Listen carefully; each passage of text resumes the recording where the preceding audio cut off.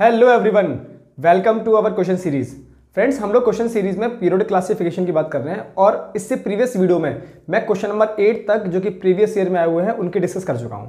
आज हम लोग डिस्कस करने वाले हैं प्रीवियस ईयर के क्वेश्चन। तो आज हम स्टार्ट करेंगे क्वेश्चन नंबर 9 से। क्वेश्चन नंबर 8 तक मैं प्रीवियस वीडियो में डिस्कस कर चुका हूं। अगर आपने वो वीडियो नहीं देखा है तो वो क्वेश्चन नंबर 8 तक आप जरूर देखें। उसका जो लिंक है वो आपको आई के आइकन पर मिल जाएगा। आप आई के आइकन को दबाएं और वहां प्लेलिस्ट आपको मिल जाएगी। फ्रेंड्स, आज के लेक्चर को स्टार्ट करते हैं क्वेश्चन नंबर 9 के साथ में। तो चलिए देखो, question number 9, lithium, sodium and potassium form a Dobereiner triads. The atomic masses of lithium and potassium are 7 and 39 respectively. Predict the atomic mass of sodium. बच्चों, इस क्वेश्चन में इन्होंने बात की है ट्राइड रूल की। किसकी बात की है? ट्राइड रूल की। ट्राइड रूल बच्चों क्या था? ट्राइड रूल ये था कि अगर हम लोग 3 एलिमेंट का एक ग्रुप बनाएं और उन 3 एलिमेंट की प्रॉपर्टीज आपस में सिमिलर होंगी, ये बताया। तो उन 3 एलिमेंट का जो ग्रुप बनेगा वो इस वे में बनेगा कि उसमें से फर्स्ट वाले और थर्ड वाले का एवरेज, एटॉमिक मास का एवरेज, वो सेकंड वाले के इक्वल होगा। थर्ड वाले और फर्स्ट वाला और थर्ड वाले का एटॉमिक मास का एवरेज वो सेकंड वाले के इक्वल होगा। तो चलिए, अब कौन कौन ट्राइड फॉलो कर रहा है यहां पे जरा चेक करें।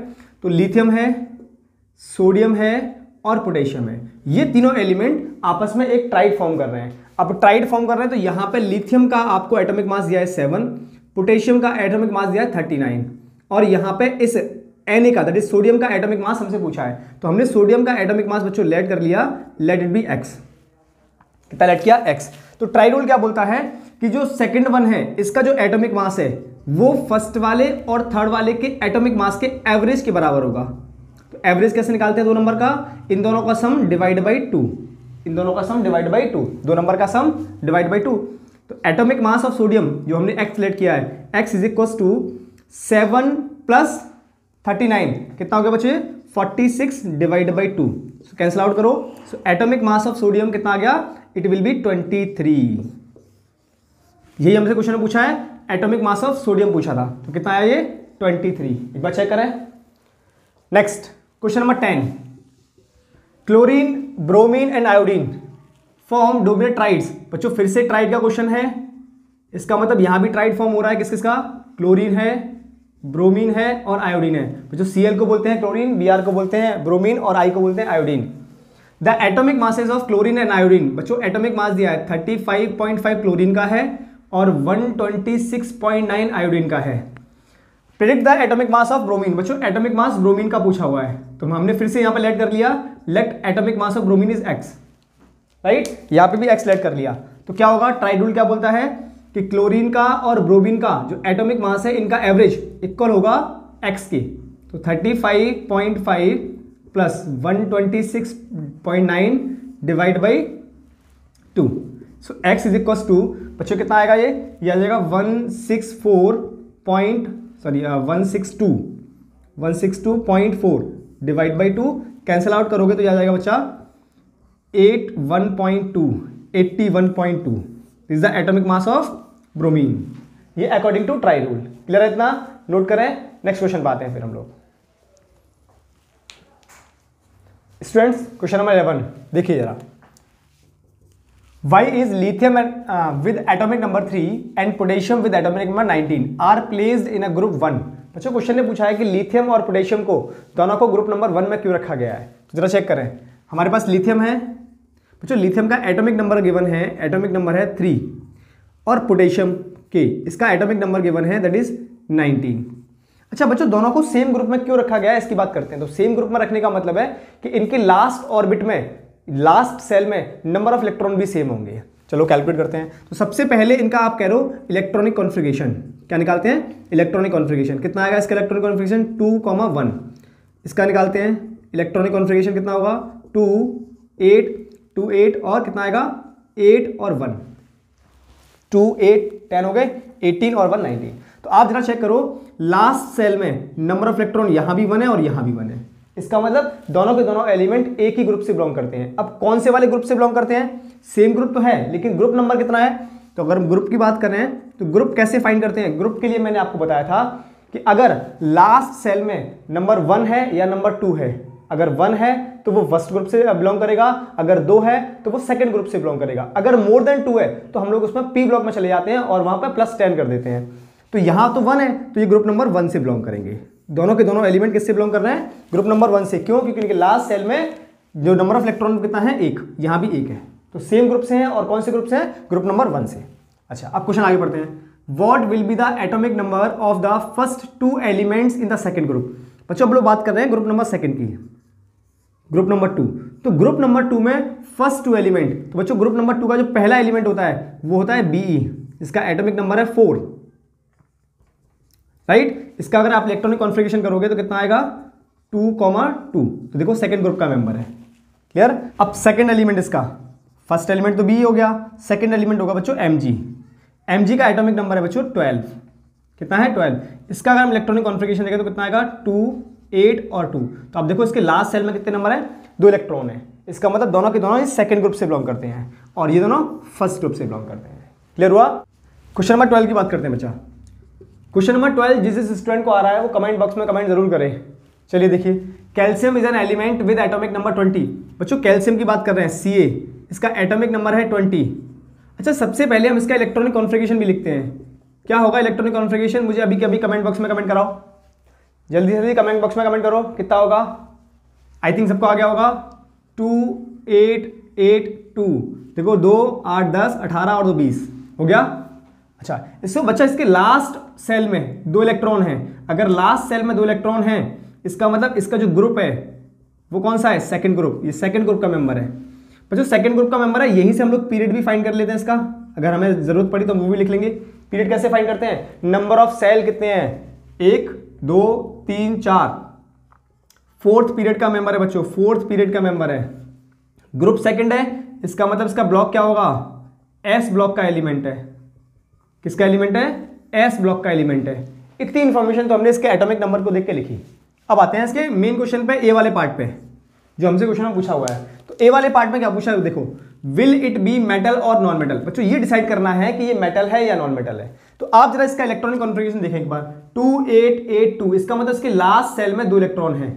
बच्चों इसको स्टेबल होने के लिए 6 इलेक्ट्रॉन और चाहिए, क्योंकि ऑक्टेट रूल फॉलो करेगा, और ऑक्टेट रूल अगर फॉलो करेगा तो लास्ट सेल में 8 इलेक्ट्रॉन कम से कम हो, तब वो जाके स्टेबल होगा। तो अगर मुझे 8 चाहिए तो यहाँ 2 है, इसका मतलब इसको 6 इलेक्ट्रॉन की और रिक्वायरमेंट है। तो कोई इसको 6 इलेक्ट्रॉन तो देगा नहीं, और ना ही ये होल्ड कर सकता है। तो ये क्या काम करेगा? ये अपने 2 इलेक्ट्रॉन इजीली लॉस कर देगा। अगर 2 इलेक्ट्रॉन लॉस करेगा, इसका मतलब ये Ca से Ca+2 की फॉर्मेशन करेगा और 2 इलेक्ट्रॉन लूज कर देगा। इसका मतलब बच्चों ये Ca+2 फॉर्म कर रहा है, इलेक्ट्रॉन को इजीली लूज कर रहा है अपने आप को स्टेबल करने के लिए। इसका मतलब ये एक बच्चों मेटल है। क्या बच्चा? एक मेटल। इसका मतलब ये एक मेटल है। क्या बच्चा? मेटल। अच्छा, अब जरा चेक करो, वैसे भी ग्रुप नंबर 2 का एलिमेंट है एस ब्लॉक, और एस ब्लॉक के सारे एटम सारे एलिमेंट कैसे होते हैं? मेटल। क्लियर है? सेकंड वाले पार्ट पे आते हैं। सेकंड वाले पार्ट को देखो, what will be it's valency? बच्चों वैलेंसी की बात कर रहा है। वैलेंसी का मतलब है लास्ट ऑर्बिट में 2 इलेक्ट्रॉन है। इसका मतलब सिर्फ कितने की रिक्वायरमेंट है स्टेबल होने के लिए? तो जितने नंबर की रिक्वायरमेंट है स्टेबल होने के लिए, वही तो वैलेंसी है। इसका मतलब 2 है ऑलरेडी, कितने की जरूरत है इसको स्टेबल होने के लिए? 6 इलेक्ट्रॉन की। तो इसकी वैलेंसी कितनी हो गई? 6। सी वाले पार्ट पे आ जाओ। What will be it's formula? What will be the formula of it's chloride? Chloride के साथ मिलकर क्या फॉर्मूला बनाएगा? बच्चों क्लोराइड के साथ में जरा चेक करो, Ca+2 की फॉर्मेट में है। इसका मतलब क्लोरीन को 1 की जरूरत होती है, और ये 2 लॉस कर रहा है, तो 2 क्लोरीन चाहिए। तो क्या बना लेगा? ये Ca+2 होता है और Cl-1 होता है। तो ये यहां जाएगा और ये यहां जाएगा। क्या फॉर्म करेगा? ये फॉर्म करेगा CaCl2, calcium chloride. CaCl2 form करेगा। क्यों? क्योंकि इसने 2 इलेक्ट्रॉन लॉस किए हैं और क्लोरीन ने 1 इलेक्ट्रॉन गेन करता है, तो 2 क्लोरीन आ जाएंगे यहाँ पे, CaCl2 फॉर्म करेगा। डी वाले पार्ट पे आओ। डी वाले पार्ट को देखो, विल इट बी स्मॉलर और लार्जर देन पोटेशियम? तो बच्चों पोटेशियम की बात करें तो पोटेशियम और कैल्शियम दोनों के दोनों ही 4th पीरियड में आते हैं। किस में आते हैं? 4th पीरियड में। और अपन को पता है बच्चों कि अलोंग द पीरियड, अगर हम लोग along the period left to right move करते हैं तो जो रेडियस है वो घटती है, मतलब साइज घटता है। साइज क्या होता है? घटता है। इसका मतलब कैल्शियम पोटेशियम से कैसा है? स्मॉलर। मतलब मैं लिख सकता हूं Ca is smaller than potassium, right. C का जो साइज है वो पोटेशियम से कैसा है? छोटा है। इतनी बात क्लियर हो गई। क्वेश्चन को एक बार नोट करें। नेक्स्ट क्वेश्चन पे आते हैं हम लोग। स्टूडेंट्स अब बात करते हैं क्वेश्चन नंबर 13 की। पहले वीडियो को पॉज करके आप खुद से ट्राई करें और मुझे कमेंट बॉक्स में कमेंट जरूर करें। चलिए देखिए question number 13, choose from the following carbon, oxygen, neon, sodium और सिलिकॉन, इतने एलिमेंट हमें दिए हुए हैं। क्वेश्चन ने पूछा है element that should be in the same period, element that should be in the same group. बच्चों ये पूछ रहा है कि इन एलिमेंट्स में से कौन कौन सेम पीरियड में होगा और कौन कौन सेम ग्रुप में होगा। तो जरा चेक करें। अच्छा बच्चों पहले बात करते हैं सेम पीरियड की, कौन से एलिमेंट सेम पीरियड में होते हैं ये कैसे डिसाइड करते हैं। तो अगर हमें पीरियड डिसाइड करना है किसी भी एलिमेंट का तो हम उसमें काउंट करते हैं नंबर ऑफ सेल।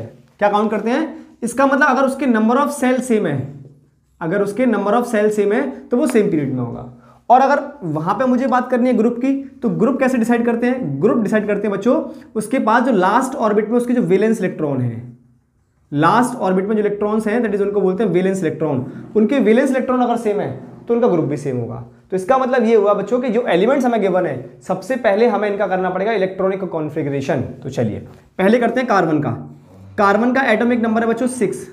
इसका अगर आप इलेक्ट्रॉनिक कॉन्फ़िगरेशन लिखोगे तो ये कितना आएगा 2,4।